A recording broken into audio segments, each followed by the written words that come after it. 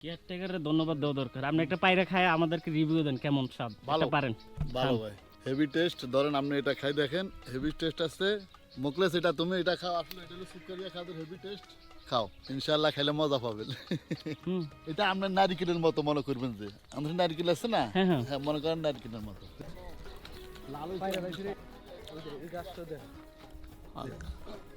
কি দরা ধরছে দেখেন, নিচে খেজুর পরে দিচ্ছে, ফাইকা ফাইকা খাওয়ার কেউ নাই। এগুলো আঙ্গুর গাছ না,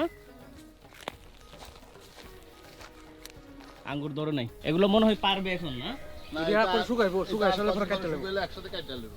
এটা হ্যাঁ, এটা থেকে একটা হলো পুরা। এটা কি খেজুর? এটার নাম হলো সাকরা। মাশাআল্লাহ ভালো। তুমি না নিজেতে খাজুর দিয়ে খাইবেন, এই ধরনের কোনো কল্পনা আছিল নাকি? না না, এই ধরনের তো চিন্তা ছিল না, কিন্তু যখনই ভ্রমণ করতে বের হয়েছি তখন অনেক কিছু কল্পনা করছি। অস্থির একদম intact। গাছেতে আর কিনটেক হবে বলে। এটা হলো intact একদম। রাইট, বাংলাদেশের খেজুর আর এখানকার খেজুর আকাশের পাতাল ব্যবধান। বাংলাদেশে খাজুর যায় কোনগুলা?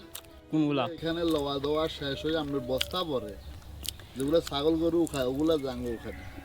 এও বলেন না। রসে ভরা। খান খায় একটু রিভিউ দেন কেমন কেমন। অনেক সুন্দর, খুব অনেক- মিষ্টি, ওকে, অনেক মজা, অনেক মজা। সুন্দর তো গাছ। আমি ব্রাগান করবো আজকে আর ইচ্ছা মতো খাবো। কোনটা ভাই? চলেন।